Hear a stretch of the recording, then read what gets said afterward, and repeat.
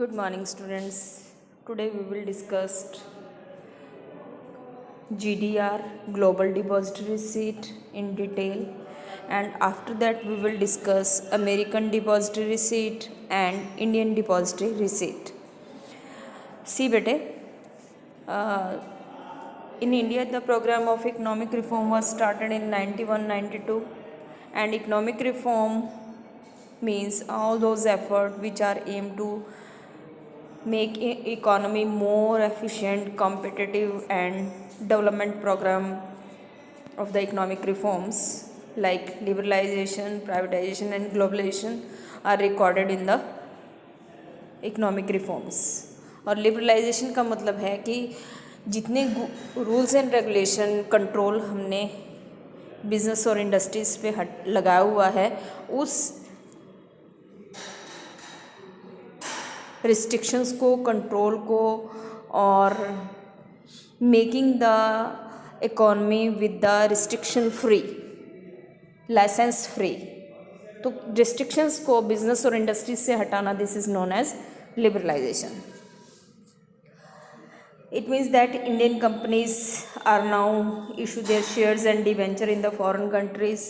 तो liberalization का मतलब है free flow of capital from our country to another country and another country to our country. तो liberalization से और globalization से ये हुआ कि जो हमारी प्राइवेट कंपनियां हैं वो फॉरेन से इन्वेस्टर से पैसा ले सकती थी और फॉरेन इन्वेस्टर हमारी इंडियन कंपनी में इन्वेस्ट कर सकते थे. In this way, as they do in India, the securities, shares and debentures issued abroad are called euro issue. हमारी जो इंडियन कंपनीज़ हैं, फॉरेन कैपिटल को कलेक्ट करने के लिए शेयर डिवेंचर जब फॉरेन स्टॉक एक्सचेंज में इशू करती हैं, that type of issue of shares and debenture is known as euro issue. Okay बेटे, तो language of euro issue, the shares and debentures are called GDR and FCCB. तो shares को हम GDR पहले बोलते थे और GDR के साथ GDR आर इशूड, यानी कि GDR हैं लाइक शेयर्स ही हैं, कंपनी के शेयर ही हैं और वो डॉलर्स में इशू किए जाते हैं. और साथ ही ये जो ग्लोबल डिपॉजिटरी रिसीट हैं, they may be issued in the European and American stock exchange. And FCCB का मतलब foreign currency convertible bonds. They are like debenture and interest is provided to the such debenture, and debenture in the euro issue is known as FCCB. Okay, तो now see the meaning of GDR. GDR is an instrument which the company of the country issue in the US dollar in order to obtain the foreign capital. जैसे मैंने आपको बताया ना कि मान लो हमारी India की रिलायंस कंपनी है और उसको 500 करोड़ कैपिटल की ज़रूरत है, तो इस 500 करोड़ की कैपिटल को वो अमेरिकन और यूरोपियन स्टॉक एक्सचेंज में GDR इशू करके through the shares, GDR is like shares issued in the foreign stock exchange and thereby they can collect the capital. तो आप इसका मीनिंग याद कर लेना बेटे GDR का. Now see the features of GDR.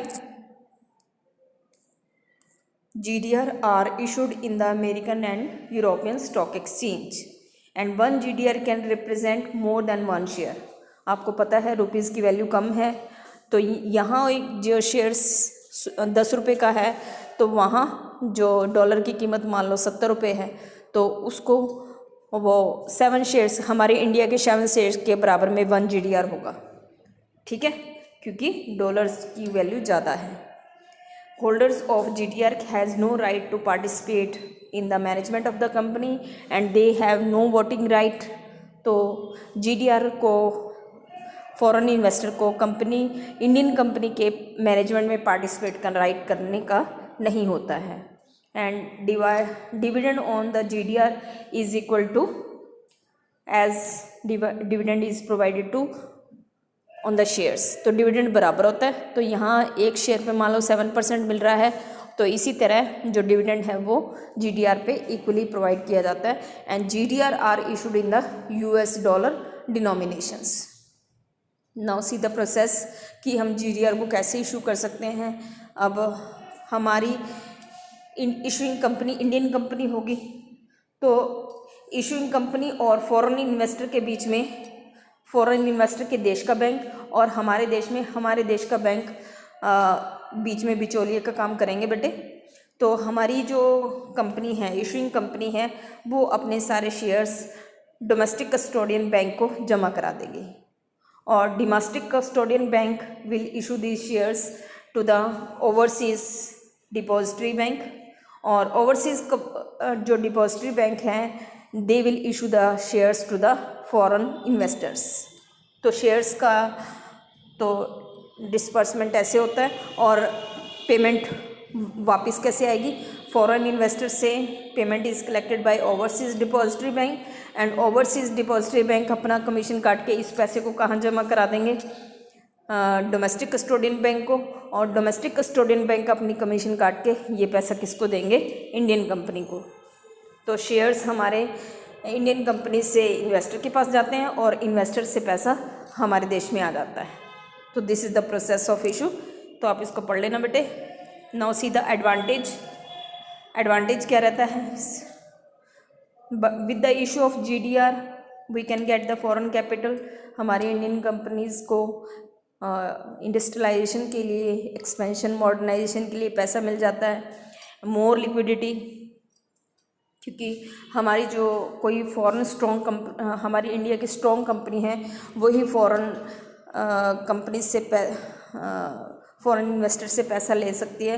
तो ऐसी कंपनी की मोर लिक्विडिटी होती है। There is more liquidity in the GDR as comparison to the shares and they can be because they are issued by financially strong companies and any time they can be converted into cash.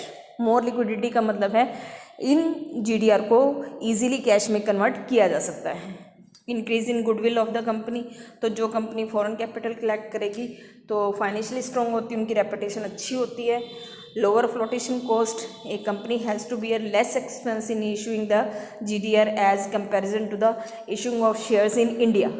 हमारे भारत में जो share issue किए जाएंगे उनकी flotation cost ज़्यादा होती है और फ्लोटेशन कॉस्ट का मतलब होता है कि कंपनी के द्वारा शेयर्स, डिबेंचर्स को इशू करने के खर्चे, तो सिक्योरिटीज़ को इशू करने के खर्चे को हम फ्लोटेशन कॉस्ट कहते हैं और ये फ्लोटेशन कॉस्ट GDR में कम होता है as comparison to shares.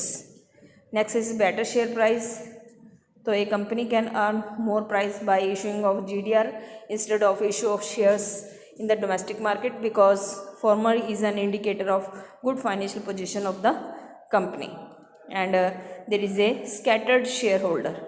Scattered का मतलब इससे आपकी जो कंपनी की रेपुटेशन है all around the world increase हो जाएगी and crossing the national boundary and spread far and wide and it will also help in solving the financial problem of the company और रेपुटेशन आपकी global basis पे increase होगी। ठीक है बेटे, तो we have discussed in detail GDR means global depository receipt और global depository receipt को हम यूरो इशू भी बोलते हैं। तो GDR शेयर्स की तरह होते हैं जो कि एक इंडियन कंपनी फॉरेन कैपिटल को कलेक्ट करने के लिए डॉलर्स में कहाँ इशू करती है, in the American and European stock exchange. तो हमारी इंडियन कंपनी कैपिटल को कलेक्ट करने के लिए यदि वो अपने शेयर्स को फॉरेन और यूरोपियन और अमेरिकन स्टॉक एक्सचेंज में इशू करे, यूरो इशू करे, तो ऐसे इशू को हम क्या बोलते हैं, GDR।